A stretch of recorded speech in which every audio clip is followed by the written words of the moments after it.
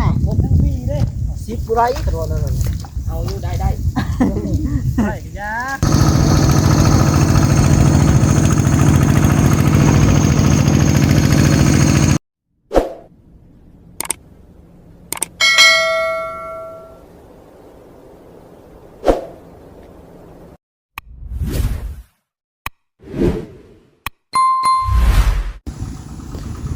เอาพี่น้องสุขสบายดีตอนเช้าเนาะมื้อนี้อยู่ที่นาคือเก่าพี่น้องเอ้ยกำลังเนาะเตรียมสิลงไปดำนาเนาะบรรยากาศก็คือฝนตกลิ้นแย่ๆอยู่พี่น้องเอ้ย นั่นแหละไปกระแปะปะ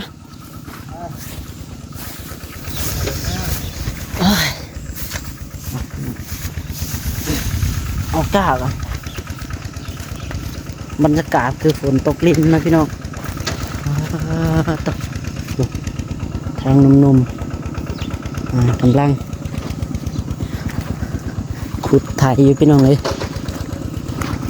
ตอนนี้ก็ในกับบลายนะพี่น้องเนาะคอยดำไปเมื่อวานในก็ดำแต่คาบเดียวบ่มีก้ามันนี่ได้ใช้ได้ดำมือๆจะดอกมันเนาะก้าหลายอยู่พากันลบเมื่อวานนี้จนคำพี่น้องขับแรงเนาะตัวซับน้องหลาปูเปียกบ่พี่น้องฝนตกอยู่นี่ก็ได้ย่าแปะไผ่ลืมดำตัวนี้ จัก หน้าไผ่ฝุ่นบ่สงว่าบ่นี่หน้าไผ่ มีลืมดำอีกเนาะโอ้แปะ กินกาไว้พ่อ วิ่งเนาะบ่แม็กบ่มันพูบ่หรือว่าลืมดำ เมาลืมดำเนาะว้าพี่น้องป้าตัวซ้ำเฮาสิเปียกเลยพี่น้อง ว่านี่แหละ ยังไว้นี่ พ่อเนี่ยตรงนั้นน่ะ พอบ่ เออจะขับมัน กำลังเป่งกันเนาะป้าตัวซับเปียกอะไรพี่น้องเลยฝนก็ตกอยู่ได้นี่ก็ได้แต่ก็ตกบ่แห้งนะมีฝนตกลิ้น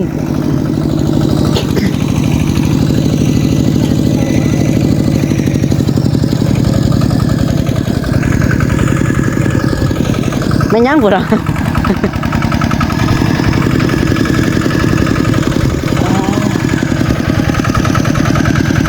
เอาแม็กคือเราพี่น้องเลยแล้วมันก็เปียกหมดแล้วจะคอกันนะเด็ด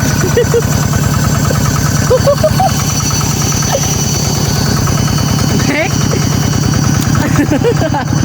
เป็นจังไงเนี่ย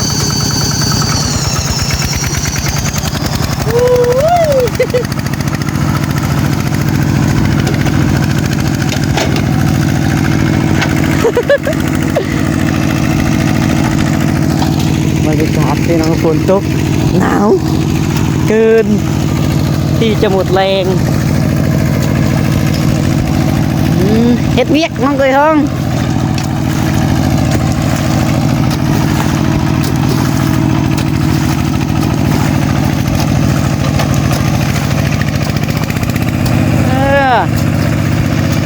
ได้ใจนะผู้ชายหน้านี่ก็ได้โอ้ยมาต่อเฮ็ด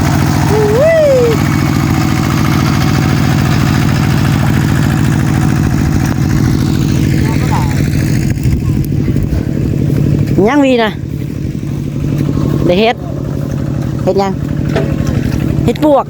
ไม่ใช่เฮ็ดปวกหวานนี่มาเบิ่งทั้งนี้กันพี่น้องเต้โอ้ยเห็นบ่ใน FC ดูหันหนาวนะแม่โอ้พี่น้องเลยเนาะหน้าซีดหน้าแหล่เป็นจังได๋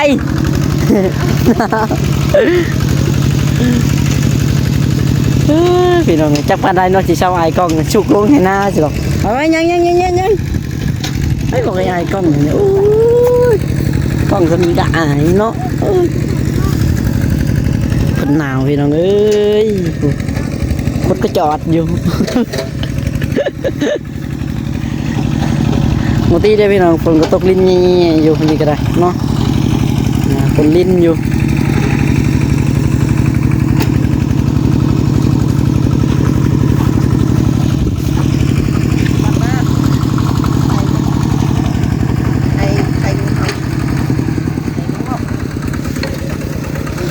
ไปเตรียมลุยขี้งอลงในหน้าบนเนาะตอนเช้านี่พี่น้องเลยบรรยากาศยังเช้าๆอยู่ได้เนาะ6 โมง 7 โมงพี่น้องมันฝนตกนี่แหละ พอแล้วแกง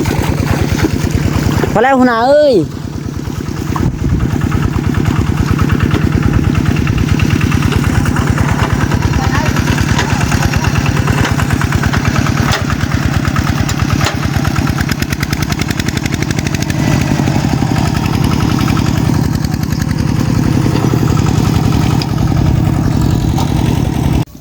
พี่น้องเนาะ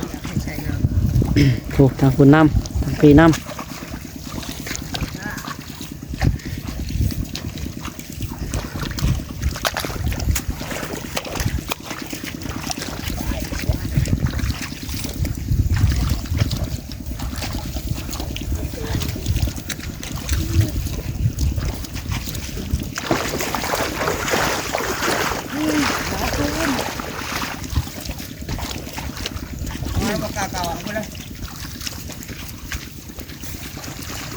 ก้อนคนเองมาเองเนาะ ให้เราให้หน่อยเนาะมาท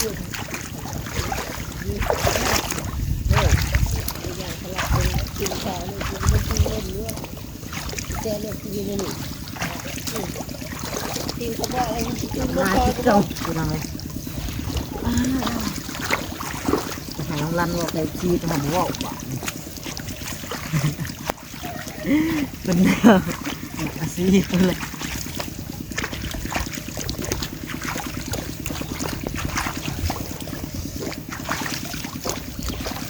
เราจะทำได้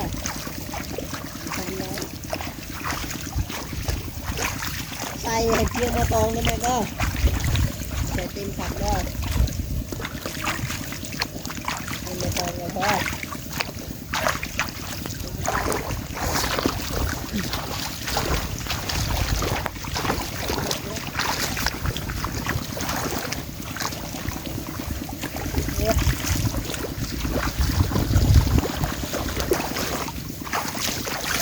ตัวสับผัดพอแล้วพี่น้องพอแล้วมันยังไทยอีกเนาะไว้แล้วฝนมาแห้งเลยพี่น้องพอสำนีเด้อเนาะหยุดไปก่อนฝนมาแห้งแล้วเอาโทรศัพท์ขึ้นไว้ก่อนนี่สร้างแปะอันนี้ จากสร้างเห็ดเวียกพี่น้องเลยกลายเป็นสร้างกับหน้าบ้าน ตุกก่อน ฝนมาแห้งเลยพี่น้องเลยเอาปะเดี๋ยวต้องเอาโทรศัพท์ขึ้นไว้ใส่แกะรถก่อนไว้ก่อนมานั่นยังถ่ายต่อเนาะ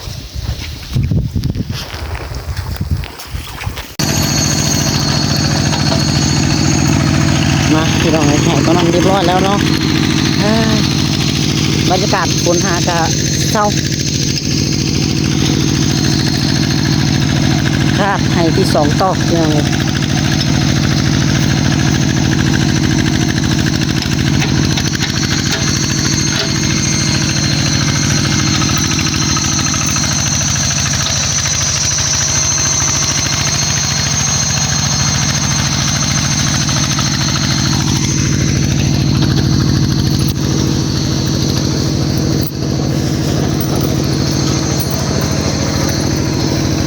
ลุยน้ำนาคือเก่าพี่น้องสำหรับไฮนี่เรียบร้อยเนาะไฮแรกพี่น้องสำหรับมื้อเช้านี่หากันแล้วไฮหนึ่ง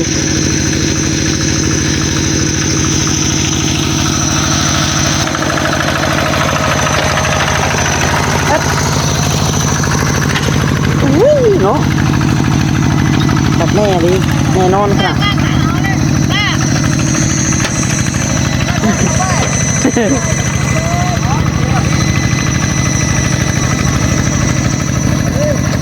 ลงน้ำต่อพี่น้องกันบัดนี้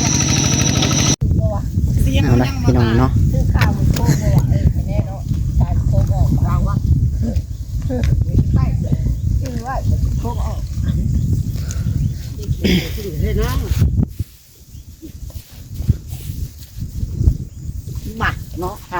มาหมดรุ่นทุงยางกู โอ้มาบนคนไข่คนหนาวดิ ว้าไปเบิ่งก่อน ทำโมตอนนี้ ทานหมอพี่น้องเอ้ย ยันหมออันยันหนาวได้ นะ ยันหมอยันหนาว โอ้ เราบนคนไข่ต้องหน้า โอ้หาเราเบิ่งคนไข่วะเบิ่งก่อนพี่น้องจักหน่อยหนึง นี่เอาลานี่ อ๋อตกเงยหน้าขึ้นมาดู โอ้พี่น้องเอ้ยถุงยางกูหัวเนาะเสียดายบ่ได้ซื้อมาจากชุบหนึ่งเนาะพุละทงนี่ ชาวท่านมาว่าเรื่องนี้บ่ เอาทันหมอกูคนนี่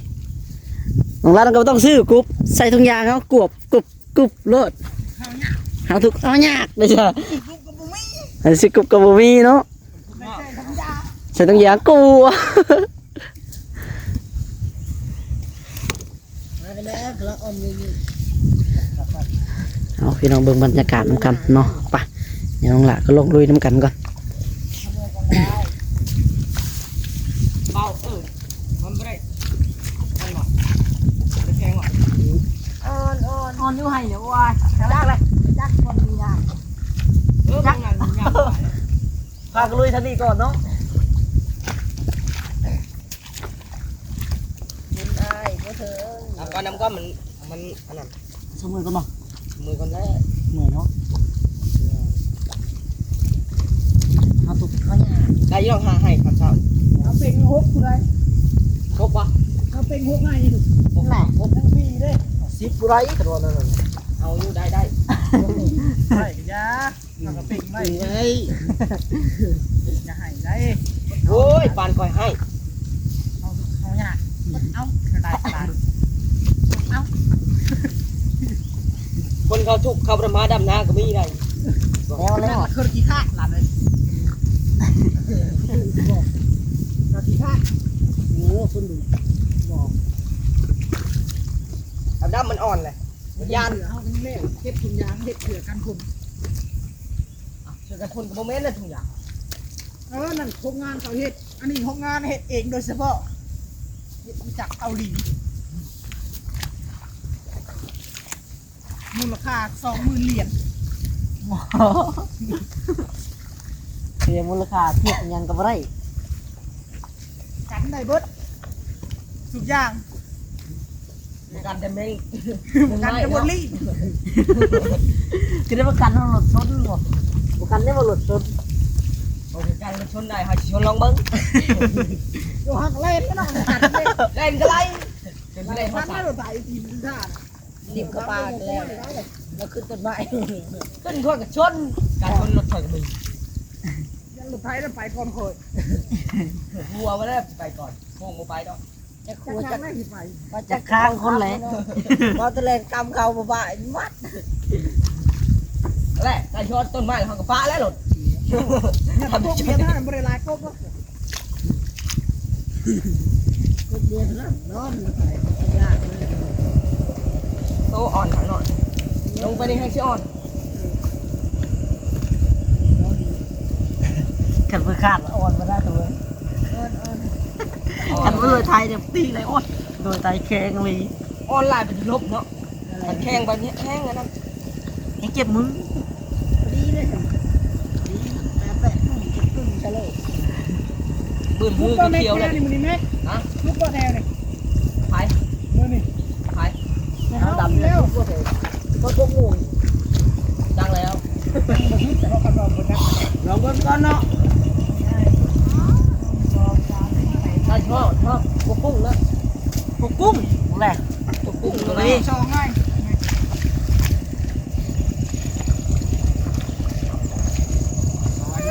น่าจะมีโอกาสเนาะ อย่าชุดมาหลัดเอาเขาเลยเด้อ มันติดช่องง่าย เจ้าไว้กูหมูแม่เอ้ย เอาเลยเรื่องมันไว้แต่ตัดปิดเนาะจนไปมันก็ไว้แล้วมันลืมเลยมันลืมเหนียว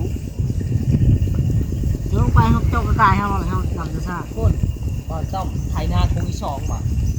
โอ้เราเป็นเราก็เป็นกันไหนกูสอนเนี่ย ต้องขาหันซุปก็ บ ไทยรถเขาแต่ละนึงเลยครับบ่เป็นพวงที่สอง เอ้าป้าลงมันบ่ไปรถน่ะบัดดึงเบรกมาขึ้นไป จากงานได้ปีนี้เลยอะไรเบรกอยู่ใช้เบรกมันน่ะดิ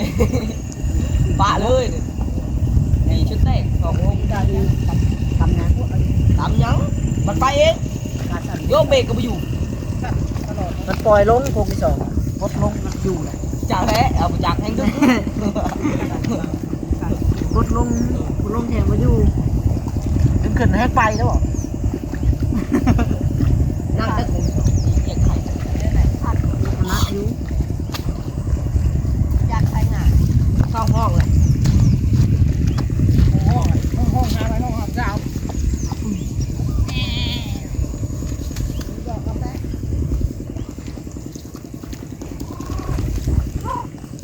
พ่อรักพ่อไล่อีกเรื่องเหมือนเดิม อยากได้ไหม เอาบริมาได้วานมันชุดเลย มือนั้นมึงไปชุบ กินบนคอลายบึงว่าขี่ออกที่ไหนมันของ ผักป่ายามอยู่นู้ มันบ่เกิดนะ พ่อแม่ บอกแล้วคันคนขี่มันชิบเกิดชื่อ มันบ่เกิดว่ามันบ่เป็นนั่นไหน เจ้าขี่ไว้แล้วก็เจ้าเห็ดหัวไว้บ้านใส่บัวเหยียบหัวบ้านเห็นคู่ไว้พ่อมันทำเจือนมาถึงอื่น แม่คนแม่ทำอย่างเงี้ยตายเลยกันผมไปแล้วเนี่ยตายเลยเนาะ ตายก็นานนอน ว้าวเร็ว มันก็จับต้น เอาเพชรคือคอยแล้วบ้าน มันก็ แล้ จับ วไอ้ ต้น พี่ก็เหยียบจุดเองลูกปักแตก เหยียบสุดดี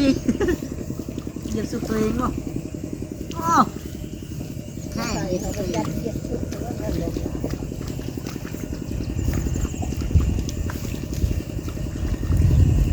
คนที่มาทำราคาลักราคาที่นู่นเหยียบกันที่ได้กาลายกันที่ของเราราคาผิวที่ของมีลาย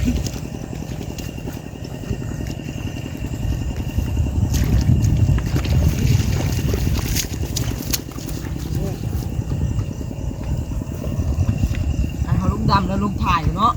ว่า